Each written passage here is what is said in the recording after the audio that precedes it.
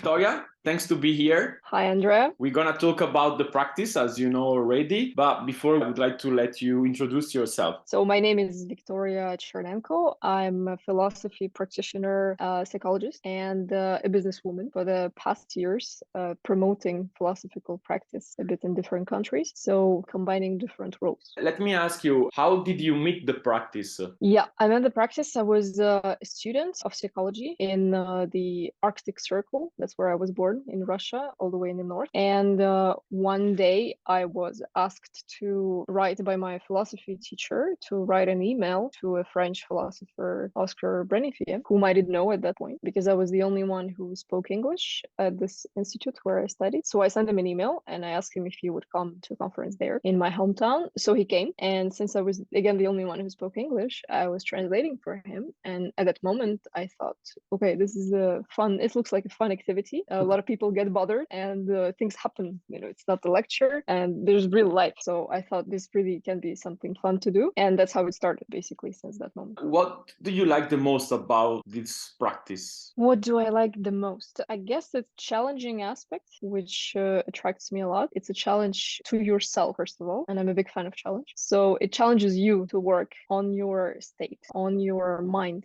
on how you relate to people. So I find that it's very close to martial arts, where you have to encounter, and every encounter with the other person is this test. And because it contains a lot of this testing, you don't just stay with ideas. You don't just stay in your corner. You don't just read and then recite, but you're really in the constant evolvement in the movement. So I think selfishly for myself, I like this movement part. Since you like the challenging aspect of the practice, and since challenge implies a difficulty, which is the main difficulty, would you say, about the practice as a practitioner and also as a person who wants to try it? Yeah, I think it's the otherness. It's really the otherness because the other is really other. So every time you meet, you basically have to be all the time ready. You have to enter this foreign land that is somebody else's mind. And you have to be, in that sense, in a very good state yourself. So you have to be calm. You have to be available for this other. And that's the difficult part. Yeah. And as well, of course, the thinking, the cognitive aspect, because you have to be clear. You have to be able to interpret, to understand, and to question. So it's both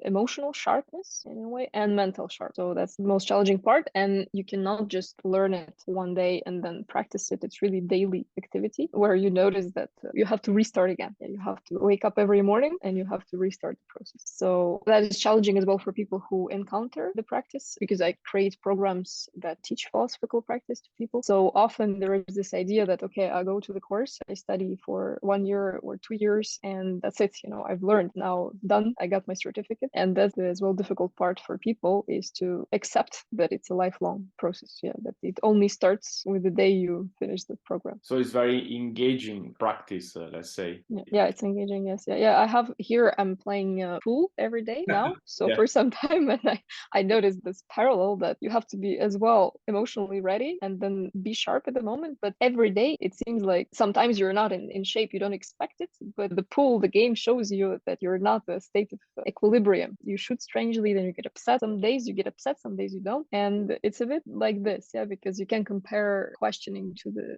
shooting process. In a way, you want to reach the target. In a way, you don't want to reach the target. Yeah, you should not want too much. So it's very fluid in a sense that it's not fixed. So you have to balancing, not a balanced state of balance, but it's balancing. Like when you surf, you have to all the time catch the wave and at the same time hold yourself in the right position. Yeah, and one day will not be the same as the other. So basically, it's a constant work on yourself as well, right? Yeah. And about this, let me ask you, which is the main impact you think the practice had so far on your life?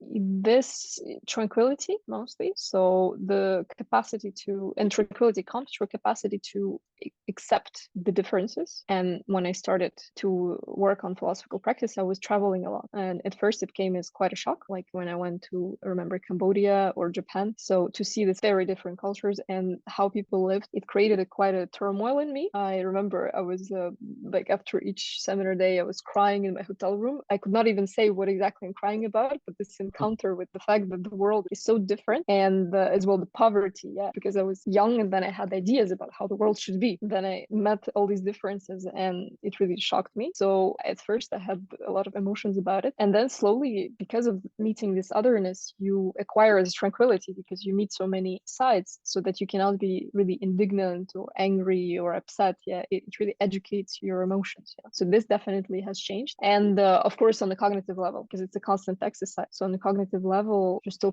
stay quite sharp. You can understand. So I see it in myself when I hear people say, I can hear the non-answers, and problems in the speech, and I can ask questions. So it's the alertness now. Sometimes when I do the practice, I have the impression that philosophical practice is a way to travel through other humans' mind and thinking. And since you have been traveling a lot and you are still doing it, do you see any similarities between travel in the world and doing the practice? A lot.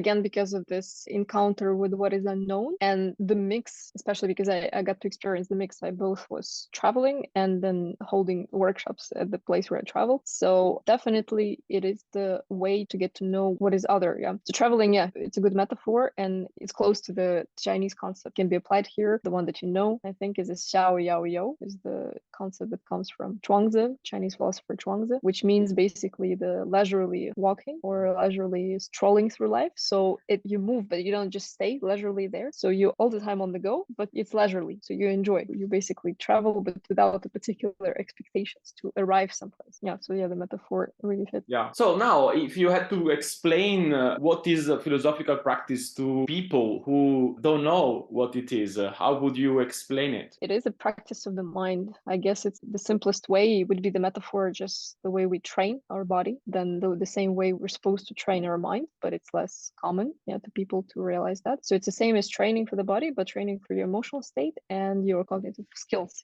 You can say that. So that would be the simplest way to put it. Since many people often think that in order to do the practice, you need to know a lot about the history of philosophy. Can you talk about the relation between the history of philosophy and the practice? I found that it's useful, but useful backwards. Not that you first learn. Actually, I consider myself lucky that I didn't learn first philosophy. I learned it as I developed practice. And the other way around, I find much more fitting because the opposite can work as well, of course, but it's not necessary at all.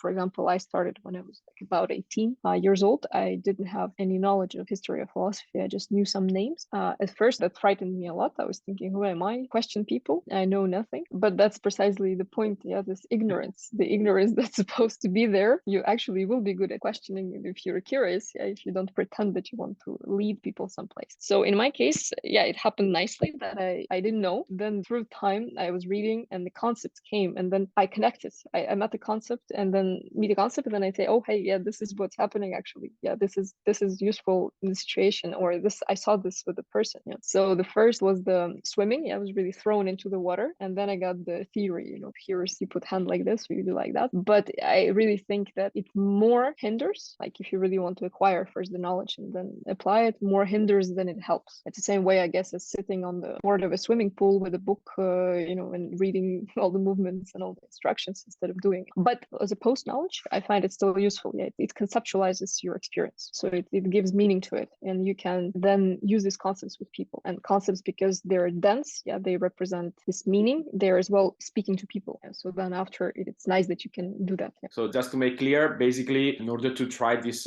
practice, people don't need to have the knowledge about philosophy in a way.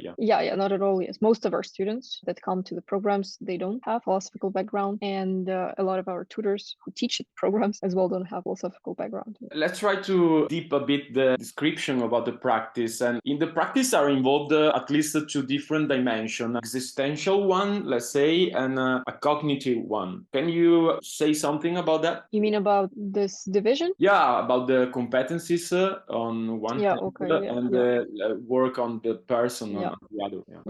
It's true that in the way we work, it's more a combination of the two, which is not really common. That's why some people say there's as well a psychological mix in it, because it has two components indeed. Psychological can be called work on attitudes, and cognitive work on competencies. So competencies would be, for example, the art of interpretation, the art of questioning, the problematization, argumentation. So it's everything that's connected to the way we think and improving it. And the other one is the work on attitudes. So that's the work on yourself, which involves self-consciousness, that you know what's happening to you, and therefore to other people as well. And some what can be called by the modern term emotional intelligence. Yes, you can actually name emotions. Yeah, you can understand what's happening to you, and you can work on it and educate, not just know the emotions, but as well educate your emotions. And again, I'll make a parallel with martial arts, that you can know the gestures, you can know all the right gestures, but if your state is not right, if you're upset, if you're angry at your partner, it will not go well, even if you're great at technique. So same in questioning, that when you question, really it has to have these two components. Availability, you have to be emotionally available,